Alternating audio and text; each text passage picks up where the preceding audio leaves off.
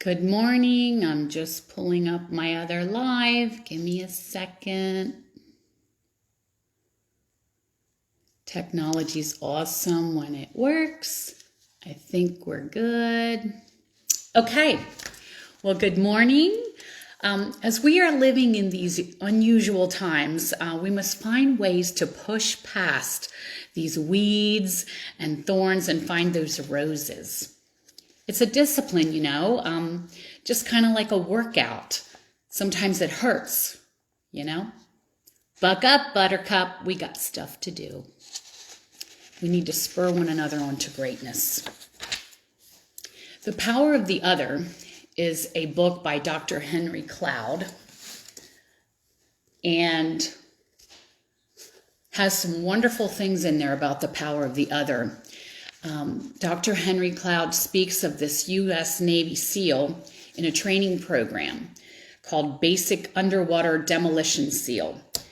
Pushes a human being to its very limits, near hypothermia, sleep deprivation, intense physical and mental training, and only 2/3 of the candidates that are the best of the best even make it through. Henry tells a story about Mark. He made it through the grueling test, and he was on the shore waiting for his other fellow SEALs to make it. He saw Bryce.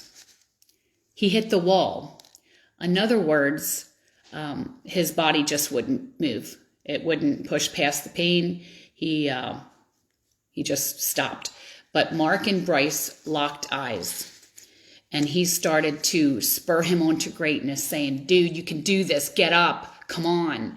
And something happened to Bryce. Beyond himself, his body jumped into another gear, another dimension of performance. This is the power of the other. Thad Cockrell was on Jimmy Fallon the other day, which was crazy because I normally don't watch a whole lot of TV. And Jimmy Fallon was in a home store during the pandemic, and he heard this song, and he pulled up Shazam on his phone to hear what the song was and who the artist was, and it was Thad Cockrell. And it was Go Down Swingin'. And he just got crazy about it because he was like, if you get a chance to pull it up on YouTube, it is so good. He's like, I'm going to go down swinging. And he's like, this is my new anthem, Jimmy Fallon said. So he ends up reaching out to Thad, and Thad was going to give up. This was in early January. He had shared that all of his concerts were canceled. People weren't buying music.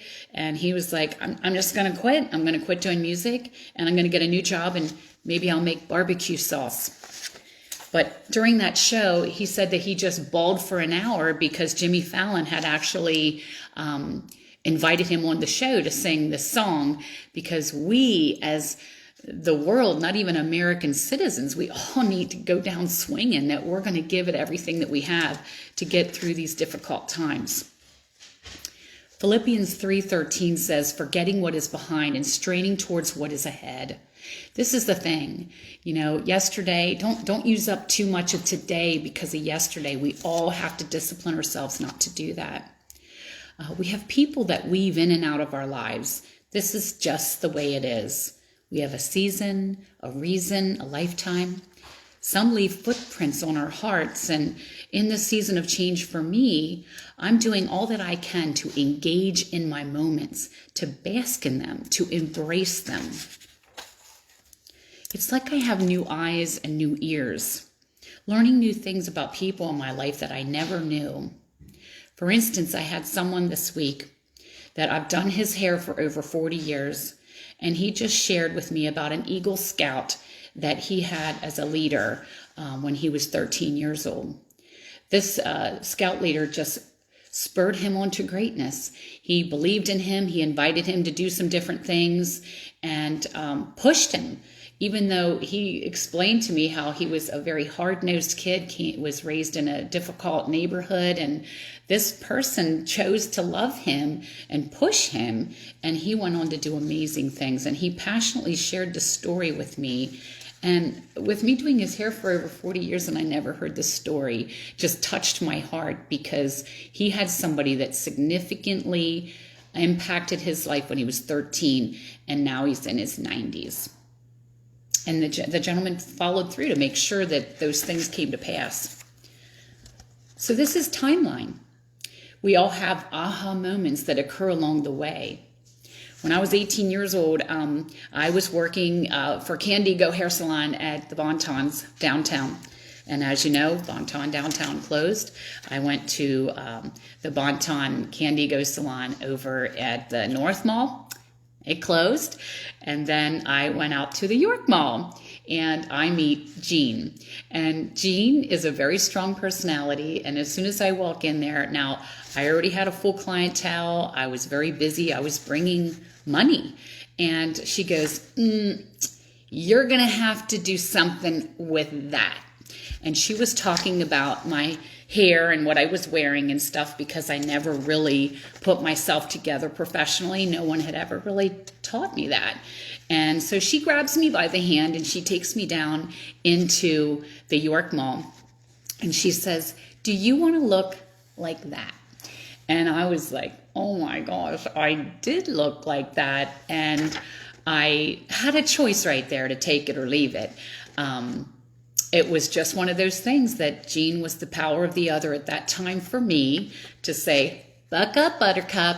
If you're going to work in my salon, you're going to look the part. So it's kind of like a dentist. If you go to the dentist and they didn't brush their teeth, are you going to respect what they're doing?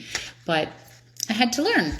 So here we are, fast forward, 40 years. And I just recently moved and I found some old pictures and I sent them to Jean of her and I working in the salon at that time. And it was so adorable because I still absolutely love this woman, even though she lives in Texas now, and we stay in touch off and on, but not all the time. But it's just one of those things. I love that kind of a friend that I can reach out, even though I haven't spoke to him in years, and there's just this beautiful love affair that is delicious, and I thank her for her being a part of my story. So I kind of got caught up in the bling bling of things, and it became my hiding place. Joan Chronister came into my life, and she pointed this out by the very hand of God. And it was very difficult. Here again, I had a choice to take it or leave it. And for about 2 years, I had pulled away from doing all this bling bling and sort of thing. And one day I was sitting in Living Word when we were actually on Mount Rose Avenue. And I looked around and I was like, oh my goodness, I finally fit in. I blend. I'm a part of something.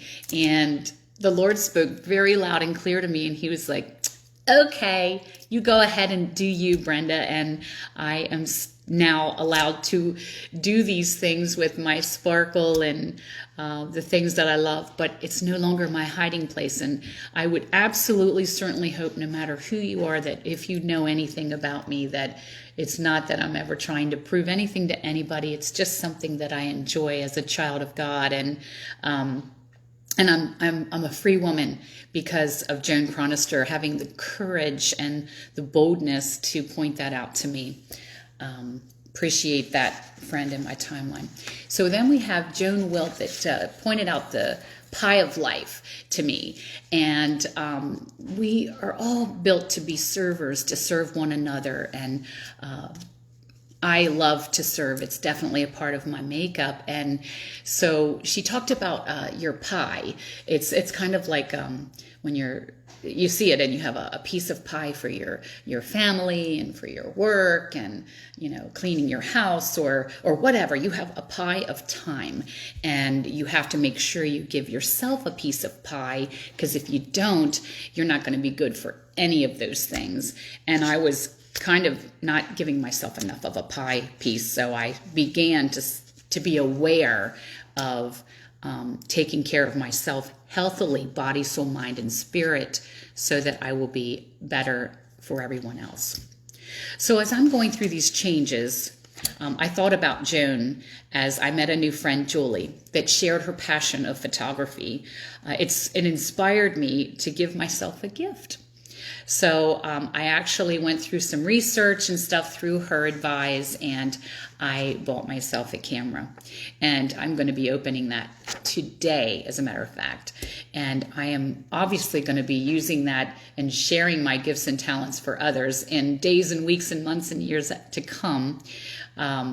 But it's something that I will very much so enjoy, not only for something that I passionately enjoy, but also to share with others. My friend Deb is taking keyboard and piano lessons. I'm not quite sure. I just remember her saying that, and I was kind of envious. I was like, what? I was like, I want to do something. So I am doing something, and it will start today. I love that. I don't really want to make you sad, but yesterday was the birthday of my daughter, Michelle Elizabeth. She died shortly after birth in 1988. Jeremiah 1:19 says, I am with you and will rescue, declares the Lord. I'm always deeply saddened on this day, but I said to myself in my last live, do something. So here I am. I'm doing something. Okay, so here are some of my roses to smell. My sweet, amazing husband last Friday. I came home a very busy week, a busy day, as I am doing some different things with my business now.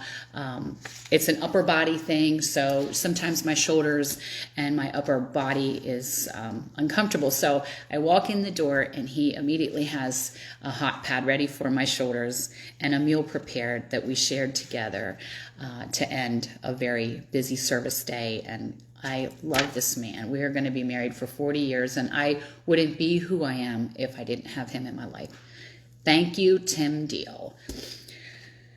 He had a lady take care of him this week, as he's been doing a lot of snow and ice and things, and he's out for many hours to service the community, keep everybody safe with the ice and so forth and so on. And so he was paying for food or coffee or whatever, it doesn't even matter, but he went to pay for it, and the person in front of him had paid for his bill. And I loved that somebody took the time to bless him with taking care of his bill. Again, the power of the other, to encourage, I see you, I know you, you're not alone. Adrian, my 6-year-old grandson, had remote school at my house this past Thursday, and we had to use his computer right here where I'm at right now for him to do his schooling. And at the end of his schooling remote, he was walking around with his computer. I'm like, what are you doing? Because it's so hard. I can't even imagine you teachers. God bless you guys that you got to keep these kids focused. I just can't even imagine. He was taking his laptop around. He wanted to show so proudly to his classmates and his teacher, his family. You know, he has cousins and uncles and aunts, and he took his computer to share those pictures. It just blessed my little heart. Aubrey, my 5-year-old granddaughter, was eating supper with us that night, and I apologize for raising my voice to her and Adrian. They were horsing around, and I don't babysit for 5 minutes. I babysit for more than 5 minutes, so unfortunately, my voice has to raise from time to time because there's a hearing problem from time to time when I'm saying quit horsing around before somebody gets hurt, so I had to throw it up a notch so they could hear me. But I don't like that girl. I don't want to do that. And anyway, so we're sitting at supper, and I'm apologizing for my behavior. I just was like, I don't like to raise my voice, but I only want safety. I don't want anybody to be hurt in any way. And she goes, wait, Neen, I know you only signed up for the fun stuff. And I was like, that's right. At the last live, I spoke of this person that does knitting and crocheting and etc. in Hellam, and she puts them out for free in her yard. She reached out to me to say thank you for the encouragement. Rose needed to be encouraged, and it was adorable that she reached out to say thanks for that. But really, Rose, thank you for servicing the community with the gift of the work of your hands. Olivia, my 1-year-old granddaughter, was looking at me on Skype. My daughter and I do FaceTime or whatever, and I just think it is hilarious because Olivia doesn't understand why Nini is in this box. She's in this box and she's like, because she wants me to pick her up. And that's one of my roses in the midst of the thorns. Jackson, my 1-year-old grandson, is walking around in Snapchat saying dada, dada, dada. And it's just so adorable with all this social media and technology that we have, that we can be touching each other throughout the day and throughout the week in the midst of the busyness of our life. Now, I'm very sure that his mama Jess would rather him walk around saying mama, mama, mama. But sorry for your luck, sister. Looks like it's dada for now. Listen, don't miss the moments. If you haven't seen Bohemian Rhapsody, the story of Freddie Mercury's life, I would totally advise it. I've watched it several times. The first time I seen it, I was actually on an airplane going to Guatemala on a missions trip. And here I am with my headphones, and I'm like rocking it out and crying and laughing throughout there. There's just so many good things in there. I Google searched a little bit because I wanted to have the facts. This man, as well as many others, actually did 16 hours of artist performing for a benefit for Ethiopia and Africa Relief for Famine. It was a concert event. They had 1.5 billion viewers, raised $127 million. This was by the community, for the community. Somebody was doing something. Time magazine said they sang songs that made us believe that we can change the world. I love that. I mean, I don't think folks even realize that this man was sick, that Freddie had just gotten a diagnosis, but he did it anyway. And I also really loved the brotherhood that he had with his fellow band members. When they got together, because there was drama, life has drama, get over it. It is what it is. And so he reached out to them to get back together again because there was drama. And I thought it was really classic in the movie where they were kind of playing hardball with him and they were acting like they weren't going to do it. And they made him sit outside for a second. And then when he came back in, he thought they were going to say no. And they were like, man, we're just messing with you. And they let the walls fall down and they came together. They served the community and needs were radically met.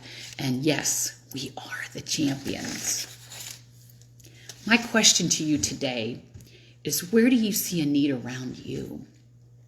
You don't have to look very far to the left or to the right, at home or at work or at the store. I truly feel like this pandemic has made us withdraw and pull away from each other. Man, we have to make a decision to lean in hard. I told you at my last live that I'm reading a children's devotional because I don't want to grow up. I still don't want to grow up. So today's message on February the 14th is be bold. I am the Lord your God. I am holding your right hand, and I tell you, don't be afraid. I will help you. Isaiah 41. Today is an adventure, and I want you to live it to the fullest. Be bold. Be courageous. I am right there with you every second. Don't let your fear or your worry get in your way. They are robbers. They rob you of the exciting and joyful life that I have planned for you. Don't worry about what might go wrong or what your friends are going to say. Trust me enough to face problems as they come, instead of making up problems to worry about. When you start to feel afraid, remember that I am holding your hand. Nothing can separate you from my presence. Love that. It's beautiful. So, just to wrap it up, if each one of us even chooses to do one thing outside yourself today, we can change the world.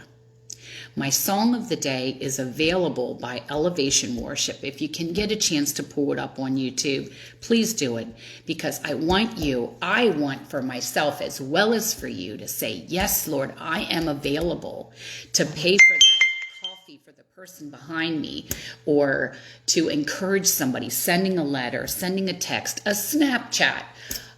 You do you. God has given you your own gifts. Everyone has them Don't be afraid to use them. Let's come together and get crazy, and we can change the world. So thank you for your time for this random live. Just threw some stuff together, and guess what? I'm doing something. I have a camera to go put together, so catch you next time.